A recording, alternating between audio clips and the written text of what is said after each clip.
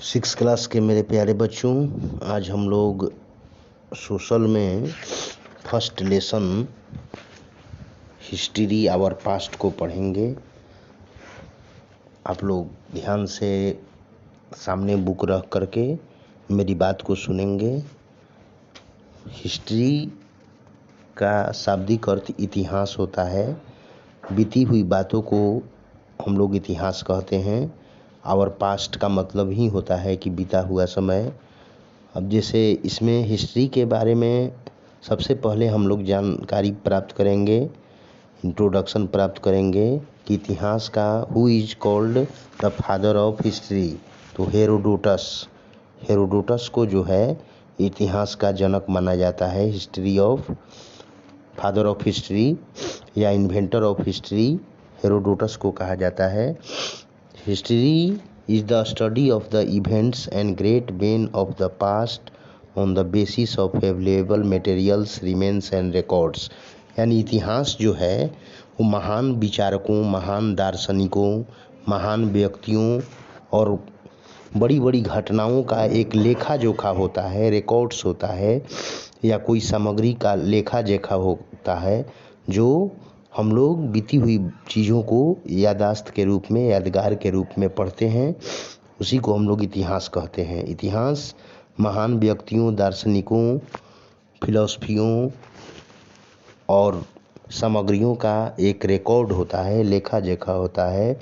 History जो शब्द है वो हिस्टो ग्रीक शब्द से बना हुआ है, हिस्टो से, जिसका मतलब होता है नो, जानना, और हिस्योरियो which means learn by inquiry, जिसको हम लोग पूछताछ के जरिए प्राप्त करते हैं जिस बात को, तो उसी को हम लोग हिस्ट्री कहते हैं। यानी हम लोग शॉर्टकट में कह सकते हैं कि इतिहास जो है महान घटनाओं का, महान व्यक्तियों का, दार्शनिकों का एक बीती हुई बातों का रिकॉर्ड है, लेखा जोखा है, जिसका हम लोग अध्ययन करते हैं, जिसको हम लोग हिस्ट्री में पढ़ते हैं।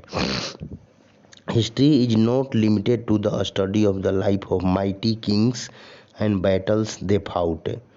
हिस्ट्री इतना ही, इतिहास जो है इतना ही सीमित क्षेत्र में नहीं है कि हम लोग केवल शक्तिशाली राजाओं के बारे में और उनके युद्ध के बारे में पढ़ लेते हैं कि बैटल्स जो वो लोग फाउट किए थे, लड़े थे, टेकअप किए थे जो राजा महाराजा, वही केवल इतिहास नहीं है। It also tries to find out how ordinary people got their food in the past. पहले के लोग कैसे भोजन का प्रयास करते थे। आदि मानव, शुरू में जब मानव की उत्पत्ति होने लगी, जब धरती ठंडा होने लगी और मानव की उत्पत्ति होने लगी, तो वो कैसे भोजन प्राप्त करते थे। When and how they learn to grow food, कैसे और कब वे भोजन उत्पादन शुरू किए। डोमेस्टिकेट एनिमल्स, पशुओं का पालन शुरू किए। हाउ दे डिस्कवर्ड फायर, वे आग की खोज कैसे किए। ये सारे चीज़ हम लोग इतिहास में पढ़ते हैं। इतिहास केवल लिमिट नहीं है कि बस केवल शक्तिशाली राजाओं का युद्ध जो है उनके बारे में जो है लेखा जोखा पढ़ लेने से इतिहास की बात समाप्त हो जाती है, बल्कि ये सारे चीज़ पर डिपेंड करता है इतिहास कि पहले के लोग कैसे भोजन उत्पादन करते थे, कैसे उनका विचार भोजन के प्रति हुआ, कैसे वो आग का आविष्कार किए, क्या वो खाते थे, कैसे उनका रहन सहन रीति रिवाज था। ये सारे हम लोग इतिहास में पढ़ते हैं।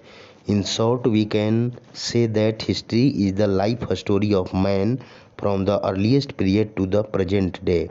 यानी संक्षेप में हम लोग कह सकते हैं कि इतिहास एक मैन का, किसी व्यक्ति का जीवन स्टोरी है, जीवन की कहानी है, जिसमें अर्लीस्ट से लेकर के, माने मनुष्य की उत्पत्ति से लेकर के आज तक मॉडर्न डे के बीच में जितना भी हम लोग बदलाव को पढ़ेंगे, परिवर्तन को पढ़ेंगे, वो सारे इतिहास के अंतर्गत आता है।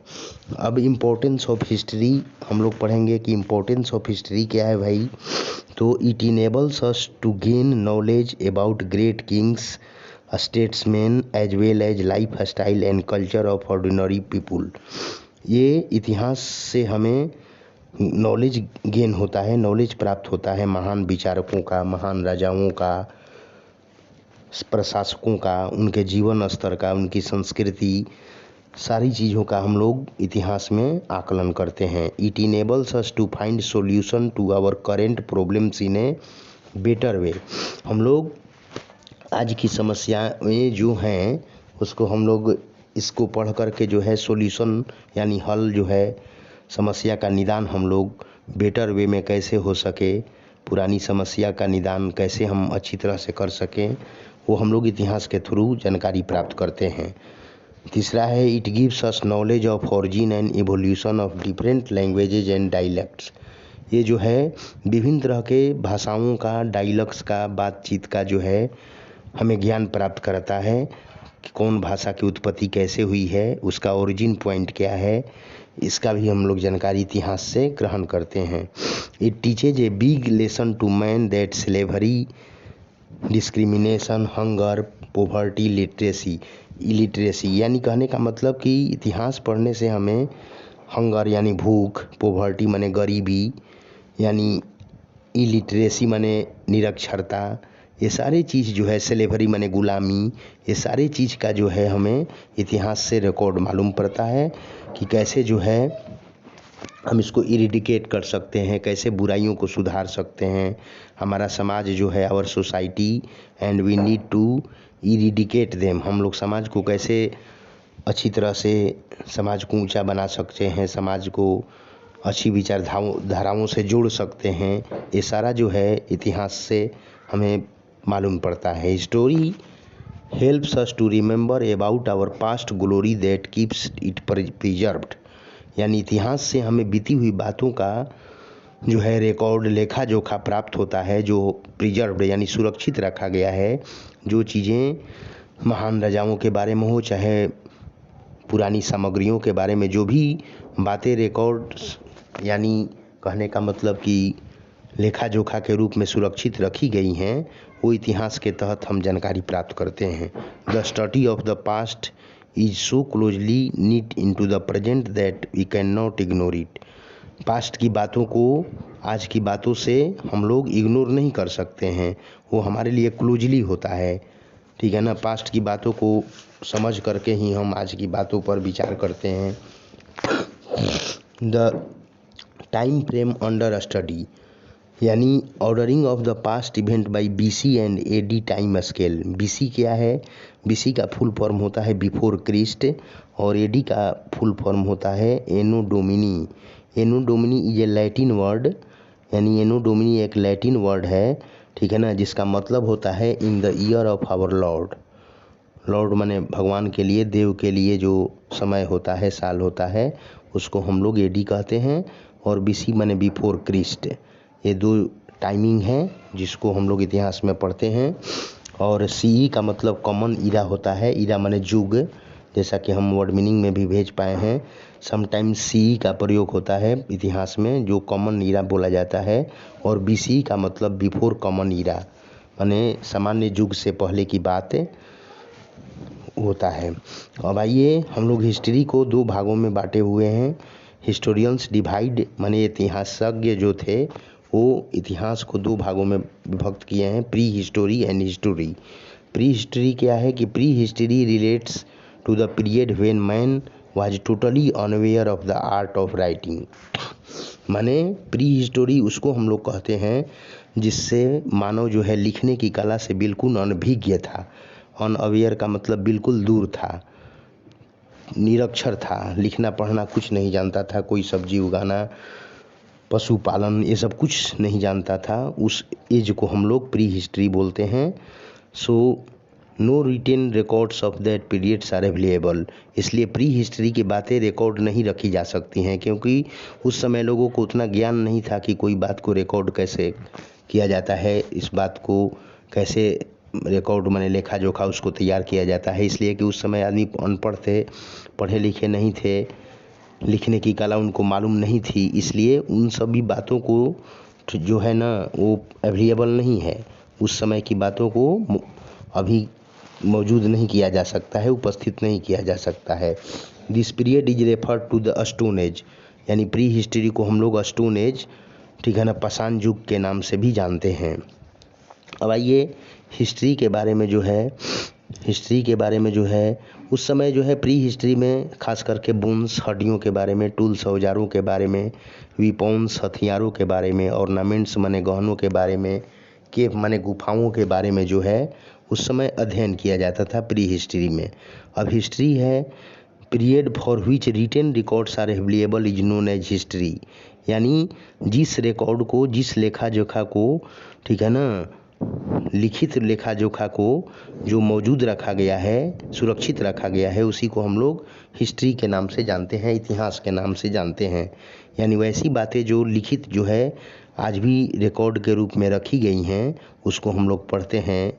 जीवनी, किसी महान व्यक्ति की जीवनी, राजा के युद्ध स्तर, उनका लाइफ स्टाइल जो पढ़ते हैं वही हिस्ट्री है। It is generally studied under 3 heads, ancient, medieval and modern. Ancient माने प्राचीन जो है पुराना, मेडिवियल माने माध्यमिक हो गया, मध्य युग हो गया, और मॉडर्न माने आज का ज़माना। ये 3 भागों में इसका वर्गीकरण किया गया है। The written records provide details such as dates, events, names of people and places and so on। माने रिटन रिकॉर्ड्स में जो है, लिखित जो है रिकॉर्ड में जो डेट है, तारीख है, घटना है, नाम है और स्थान, ये सब जो है रिकॉर्ड करके रखे जाते थे। अब जियोग्राफिकल फ्रेमवर्क माने एक तरह का ढांचा हुआ, माने बहुत जियोग्राफिकल का मतलब होता है भौगोलिक ढांचा कैसे अफेक्ट करता है हिस्ट्री को, उसके बारे में दिया हुआ है। Geography had a great impact on human society since ancient time, माने प्राचीन समय से ही भूगोल जो है, जियोग्राफी जो है, जिसमें पृथ्वी का अध्ययन किया जाता है, ब्रह्मांड का अध्ययन किया जाता है, ये प्राचीन समय से ही मानव समाज को इम्पैक्ट किया है, यानी प्रभावित किया है। There is a close relationship between the physical condition and historical phenomena, माने फिजिकल माने भौतिक, और भौतिक कंडीशन जो था, स्थिति, और हिस्टोरिकल का मतलब ऐतिहासिक जो स्थिति है, वो दोनों में बहुत ही अन्योन्याश्रय संबंध रहा है, बहुत ही गहरा संबंध रहा है। In fact history without geography is incomplete, माने बिना भूगोल का, बिना भौगोलिक बातों का जो है हिस्ट्री जो है अधूरा है। The geographical division of India are the Himalayan, जो भौगोलिक डिवीजन को हम लोग 2 भागों में बांटे हुए हैं। पहला the Himalayas have been a great barrier against reaching India, माने हमारा जो हिमालय है उत्तर की ओर में, उत्तर दिशा में, हमारे देश के उत्तर दिशा में जो हिमालय जो है, वो ग्रेट बैरियर, एक महान योद्धा के रूप में खड़ा है, जो उत्तर से आने वाली दुश्मनों को और ठंडी हवाओं से हमारे देश को बचाता है। Their existence did not allow any invader to have dream of conquering of northern region, माने उत्तरी क्षेत्र से कोई भी जो है योद्धा को स्वप्न में भी नहीं सोच सकते हैं हमारे भारत पर आक्रमण करने के लिए। कंक्वेरिंग ऑफ नॉर्थर्न रीजन माने उत्तरी क्षेत्र से हमारा हिमालय जो है एक प्रहरी के रूप में खड़ा है, जो हमारे देश का रक्षक है। तो ऊपर उत्तरी तरफ से जो है हमारा हिमालय एक महान योद्धा के रूप में है, जो उत्तर से आने वाले दुश्मनों को रोक करके हमारे देश को सुरक्षित रखता है। The north western range of the Himalayas are not very high, हमारा जो हिमालय का उत्तरी पश्चिमी जो श्रेणियाँ हैं, चोटियाँ जो हैं, वो वेरी हाई, बहुत ऊंची नहीं है। There are large number of passage which enable many foreigners to enter India, ठीक है ना। लार्ज नंबर ऑफ पैसेज माने हमारे देश में बहुत सारे जो है, लार्ज नंबर में जो है, कहने का मतलब कि विजिटर्स जो हैं, दर्शक जो हैं, वो फॉरेनर्स जो हैं, विदेशी जो हैं, क्या करते हैं कि इंडिया के हिमालय को देखने के लिए आते हैं। द इंडो गैंगेटिक प्लेन्स के बारे में है कि the richness of soil facilities are established of big empires like those of the Mauryans and Gupta and Mughals. Indo Gangetic plain के बारे में है कि रिचनेस ऑफ सॉइल माने मिट्टी की उपलब्धता, मिट्टी की प्रचुरता जो है, ठीक, वो मुख्य रूप से स्थापित किया है हमारे यहाँ की जो है एम्पायर्स को, जिसमें मौर्य हैं, गुप्ताज हैं और मुगल्स हैं, ये जो हैं उनकी उत्पत्ति हुई है। द साउथर्न इंडिया के बारे में दिया है कि the Vindhya range stands between the north and south. Vindhya जो रेंज है, विंध्य पर्वत जो है, रेंज जो है, श्रेणी जो है, वो नॉर्थ और साउथ के बीच में उपस्थित है। South India remained under the influence of the Dravidian culture even when Aryan influence extended widely over the north. माने आर्यन जो थे, आर्य जाति के जो थे, उनसे इन्फ्लुएंस वो बहुत प्रभावित किए हैं, खास करके नॉर्थर्न भूभाग को। The coastal plains, coastal plains का मतलब तटीय क्षेत्र के बारे में दिया है। The long coast line has enabled India to maintain commercial relation with the far away countries since the very ancient times. माने हमारे जो तटीय क्षेत्र जो है, वो कोस्ट लाइन जो है, वो कमर्शियल रिलेशनशिप स्थापित करता है, ठीक है ना, हमारे देश के प्रति। वो बहुत ही एंशियंट टाइम से, यानी प्राचीन ज़माने से ही। कह रहा है कि India has fertile valleys and arid desert. हमारे देश की जो घाटियां हैं, वैलीज जो हैं, वो भी बहुत क्या है, फर्टाइल है, उपजाऊ हैं। यहाँ रेगिस्तान भी जो है, वहाँ भी पानी उपलब्ध हो जाता है। इस तरह से भारत का जो डेजर्ट भी है, वो भी जो है, चाहे घाटी भी जो है, पठार है, वो सब जो है किसी न किसी रूप में उपजाऊ है। There are snow clad mountains and regions of scorching heat of the sun. यहाँ जो है, यहाँ का बर्फ़ जो है, हीट ऑफ द सन से क्या होता है कि पिघलता है। The country has all the 3 main climates and also records of the world's highest rainfall. यहाँ जो हमारे कंट्री के पास जो है 3 मुख्य रूप से क्लाइमेट्स हैं, जलवायु हैं, जो वर्ल्ड्स का हाईएस्ट रेनफॉल यानी वर्षा का क्षेत्र को रिकॉर्ड्स स्थापित करता है।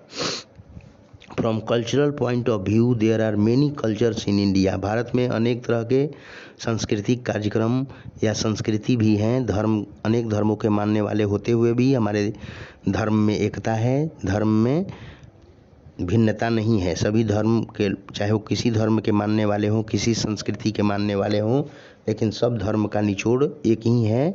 और किसी की हिंसा नहीं करना, सत्य बोलना, बड़े बुजुर्गों की सेवा करना, अपने धर्म का पालन करना, गुरुजनों के रास्ते पर, बताए हुए रास्ते पर चलना, माता पिता का आदर करना, प्रभु की भक्ति करना, ये सारे धर्म का जो है एक लक्ष्य है।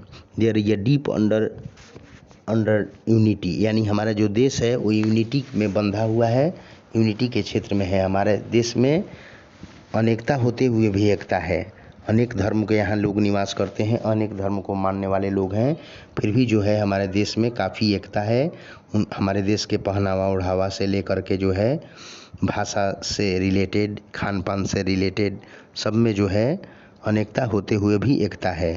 तो मेरे प्यारे बच्चों, मैंने काफ़ी प्रयास किया है कि आप लोग वीडियो को समझें, पाठ को समझें। अगर कोई प्रॉब्लम हो तो फिर आप लोग क्लास के दौरान पूछेंगे, और ऐसे एटलीस्ट कम से कम वीडियो को 2 से 3 बार अवश्य देखेंगे, तभी आप लोग को ध्यान में आएगा, समझ में आएगा। क्योंकि पहल जो है आप लोगों को सोशल पढ़ना पड़ रहा है, और जो है पहला पाठ है, श्री गणेशाय हुआ है, इसलिए शुरू में प्रॉब्लम थोड़ा बहुत आ सकता है, लेकिन इसके बाद आप लोग बढ़िया से समझेंगे। क्वेश्चन आंसर भी हम कराते चलेंगे, इसलिए आप लोग इस फर्स्ट पार्ट को जो है बढ़िया से 2 से 3 बार वीडियो को अवश्य सुनेंगे, समझेंगे, देखेंगे, और कोई प्रॉब्लम हो तो पूछेंगे। Thank you.